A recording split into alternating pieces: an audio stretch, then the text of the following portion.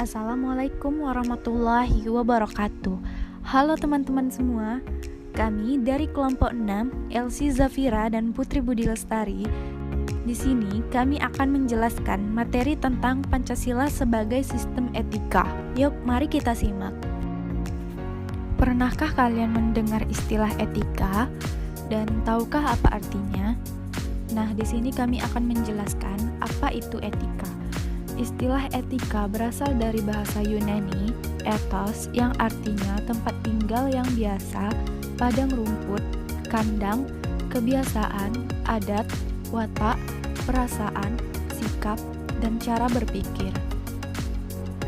Secara etimologis, etika berarti ilmu tentang segala sesuatu yang biasa dilakukan atau ilmu tentang adat kebiasaan.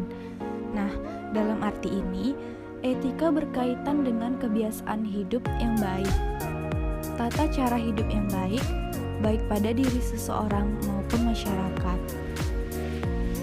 Ada beberapa aliran etika yang dikenal dalam bidang filsafat, meliputi etika keutamaan, teleologis, dan deontologis.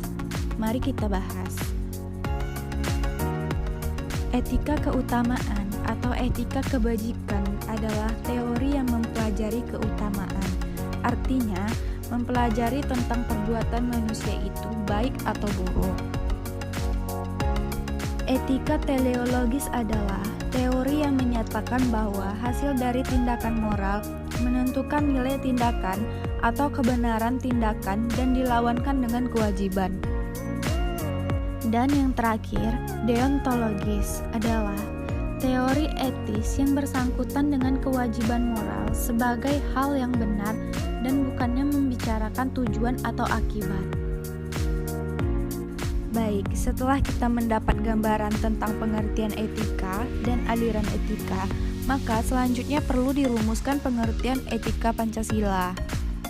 Etika Pancasila adalah cabang filsafat yang dijabarkan dari sila-sila Pancasila untuk mengatur perilaku kehidupan bermasyarakat, berbangsa, dan bernegara di Indonesia. Nilai-nilai etika Pancasila. Sila pertama, ketuhanan yang Maha Esa. Secara garis besar, mengandung makna bahwa negara melindungi setiap pemeluk agama yang tentu saja agama diakui di Indonesia untuk menjalankan ibadahnya sesuai dengan ajaran agamanya.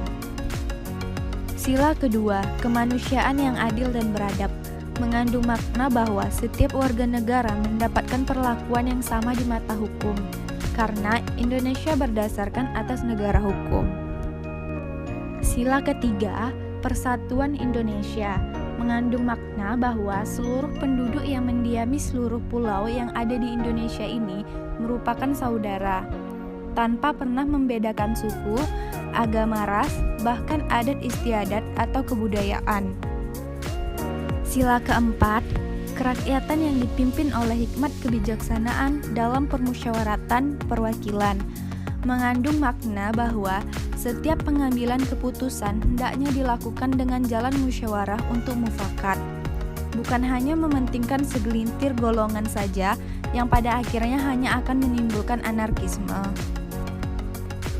Yang terakhir, sila kelima, keadilan sosial bagi seluruh rakyat Indonesia, mengandung maksud bahwa setiap penduduk Indonesia berhak mendapatkan penghidupan yang layak sesuai dengan amanat Undang-Undang Dasar 1945 dalam setiap lingkungan hidup. Mengandung arti bersikap adil terhadap sesama, menghormati dan menghargai hak-hak orang lain.